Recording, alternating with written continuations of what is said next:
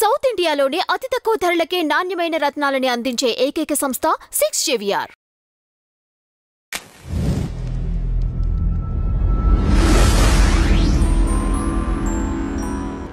ఇప్పుడు ప్రతి చర్చికి ఒక ఫాదర్ ఒకళ్ళు ఉంటారు, పాస్టర్ ఒకరు ఉంటారు. అలానే ఆ పాస్టర్ కింద జూనియర్ కూడా ఒకరు ఉంటారు. ఇఫ్ ఇన్ కేస్ ఆ ఊరు పెద్దదైనా అట్లా చర్చిని బట్టి మెంబర్స్ ని బట్టి ఒకళ్ళిద్దరు ఉంటారు, మెజారిటీ ఒక పర్సన్ ఉంటారు. వీరికి శాలరీ ఈ క్రిస్టియన్ మిషనరీ సైడ్ నుంచి రాదా?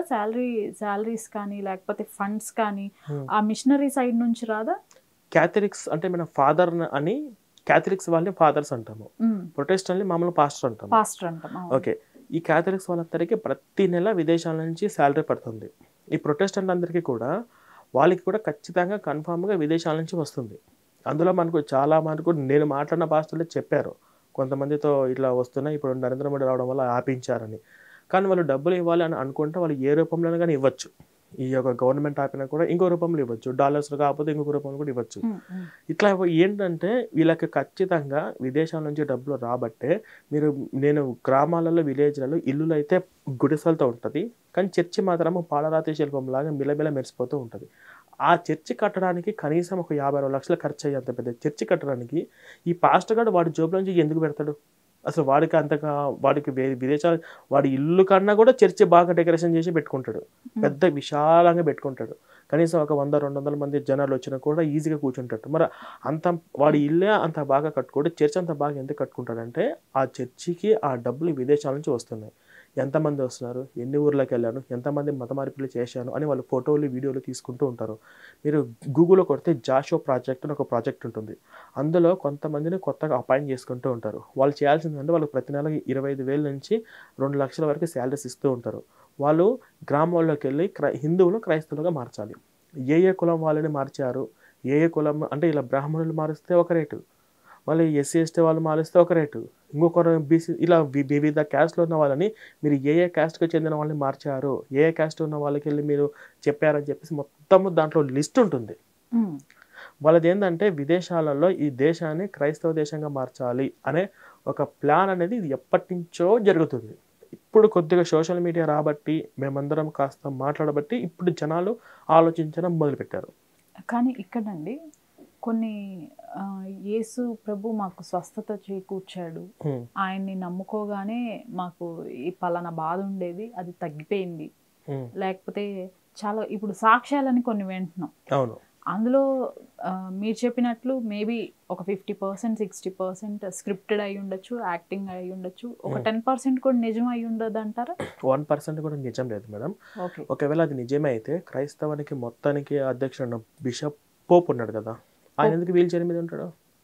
ఇప్పుడు వీళ్ళు చచ్చిపోయిన శవాలను కూడా బతికించే శక్తులు వీళ్ళు చేస్తున్నారు. అప్పటికప్పుడు వీల్ చైర్ మీద ఉన్నవాడు లేచి పరిగెత్తిందంటే బెల్లంపల్లి ప్రైవేట్ లాంటి కొన్ని చేస్తున్నాడు కదా, మరి పోప్ ఎందుకు వీల్ చైర్ మీద ఉన్నాడు? అది పక్కన పెట్టండి. విజయవాడలో మొన్న రీసెంట్గా జాన్ వెస్లీ వాళ్ళ భార్య జాన్ వెస్లీనో ఏదో నేమ్ ఉంది, ఆమెకు కాస్త బాగాలేకపోతే వెంటనే హాస్పిటల్కి వెళ్ళి ఆపరేషన్ చేయించుకొని రకరకాలుగా ఉంది.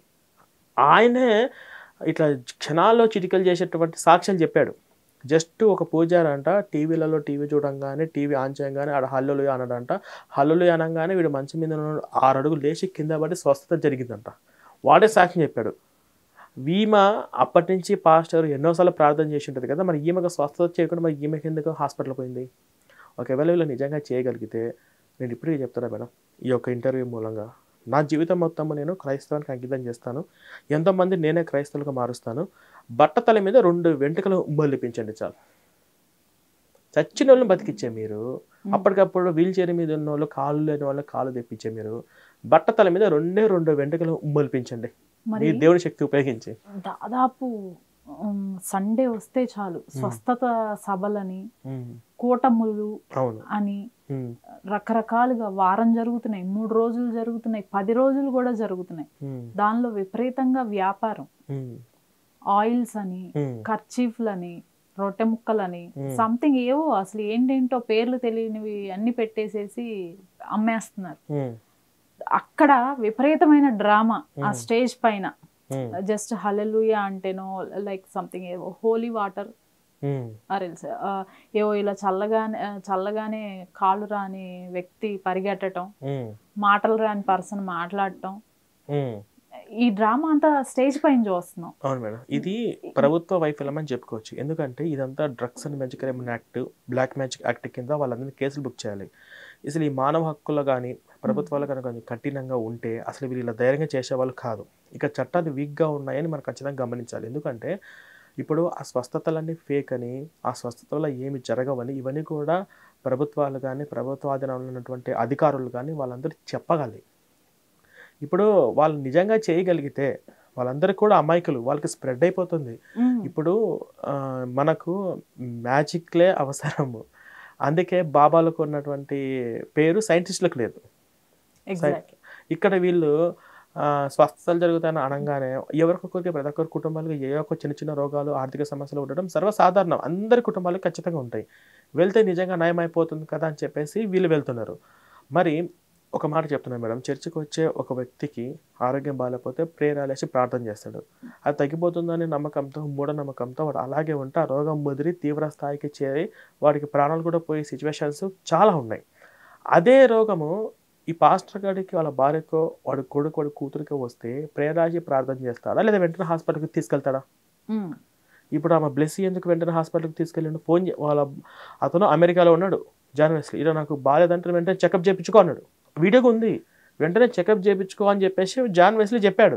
మరి ప్రార్థన చేసుకో, ప్రేయర్ వేసుకో అని చెప్పేసి జాన్ వెస్లీ వాళ్ళ భార్యకు ఎందుకు చెప్పలేదు?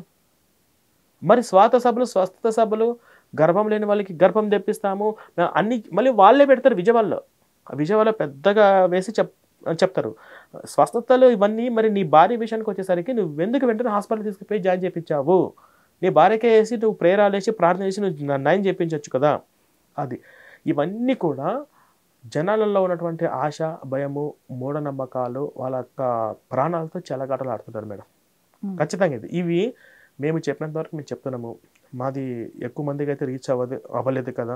ఇవి ఖచ్చితంగా ప్రభుత్వాలు drugs and magic crime act కానీ, బ్లాక్ మ్యాజిక్ యాక్ట్ కానీ ఇటువంటి వాటి మీద ఏ సెక్షన్తోనే ఆ సెక్షన్ కింద కేసులు బుక్ చేసి ఈ స్వస్థత సభలు అంటే వాళ్ళ బైబిల్ గురించి, యేసు గురించి చెప్పుకోవడం వేరు. రోగాలు తగ్గిస్తాము మా ప్రార్థనకు రండి అని చెప్పడం వేరు. మరి రోగాలు తగ్గిస్తామని అనుకున్న వాళ్ళు ఈ పాస్టర్ అందరూ ప్రేరాలు తీసుకొని హాస్పిటల్కి వెళ్ళొచ్చు కదా. అంతెందుకు, మన కరోనా వైరస్ వచ్చింది, సుమారుగా 1500 మంది పాస్టర్లు చచ్చిపోయారు. మరి వాళ్ళ పాస్టర్లు కూడా వాళ్ళందరూ 1500 మంది పాస్టర్లు సుమారుగా ఈ 2 తెలుగు రాష్ట్రాలు చచ్చిపోయారు. మరి వాళ్ళ పాస్టర్ ఎందుకు నయం కాలేదు అలా చేయగలిగితే? కాబట్టి ఇది మొత్తం ఫ్రాడ్, మొత్తం ఫేక్.